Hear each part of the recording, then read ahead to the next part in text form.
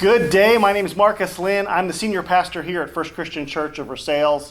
This is the fourth in a series of short videos explaining exactly who we are and where we are headed as a church family. Almost every Sunday you will hear that First Christian Church exists to make disciples of Jesus by being the family of God sent into the world on a daily basis. And so far in these videos, we've explained what we mean by that, and that to accomplish making disciples means that we have to imitate what Jesus did. And Jesus lived a three-dimensional life, right? With growing relationships up with the Father, in with his community of disciples, and then out with the rest of the people who needed to see God's love proclaimed and displayed. And we illustrate that relationship trio through the triangle. Now, in this video, I want to explore how we at First Christian Church seek to demonstrate our love for the family, that is, the family of God, our local church, and even to other Christians who are brothers and sisters throughout the world. And we demonstrate our love for the family by first committing to the hard work of authentic biblical community.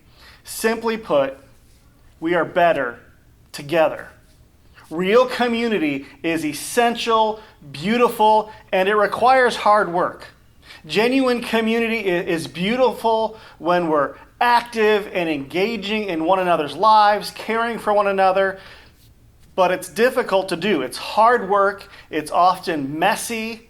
Why? Because we're fallible people, right? We are different from one another. We have our own preferences and ways we like to do things. When we invest in community, we have to live with the reality that things don't always go like we want them to.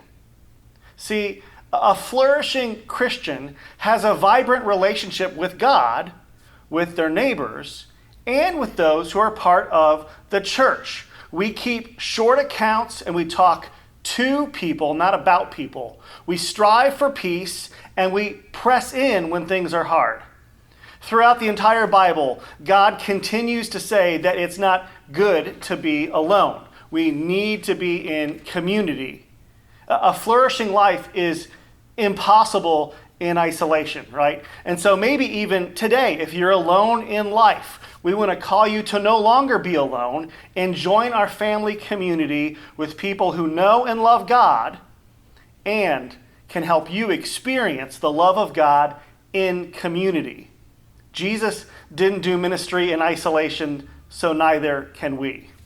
Now, the second way that we concretely display love within our church family is that we must love others in our church family above ourselves. We must show consistent care for each other. Loving and caring for each other happens two ways. It happens organically as you get more involved in each other's lives, and it also happens organizationally.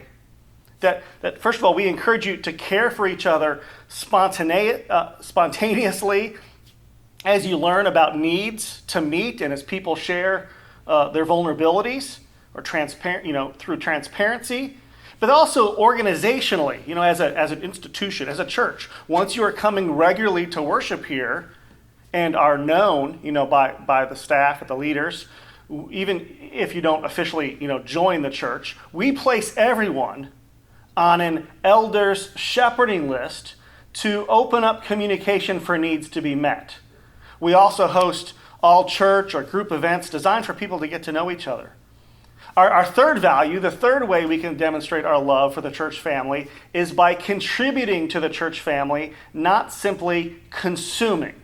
In other words, we exist all for one and one for all. Now, what does this mean? This means that we are equipping people of all ages to make disciples in the everyday stuff of life. The church is not a provider of services, but a training ground for servants. That every member is a minister. Every staff person is an equipper. So we give what we have and we work toward solutions. We participate in spiritual disciplines and we take responsibility for our spiritual growth. That's what it means to be contributors, not consumers. That we're all called to use the unique gifts God has given each of us. We use our time, our talents, and our treasure mutually for God's glory. And then finally, number 4, we exhort one another to love and good deeds. That love is a verb. Now, this sounds redundant, but this value points more to our responsibility to the larger church. In other words, not only do we need each other, but we need the larger church, the invisible church, all the brothers and sisters of other congregations across the globe. We believe there is one church in Versailles and Woodford County, and its name is not First Christian Church. It's the Church of Jesus. It's his church. It's under one Lord, called to minister together, one mission. Hey, thank you for watching. We'll finish up this mini series in the next video as we talk about how we love our neighbor.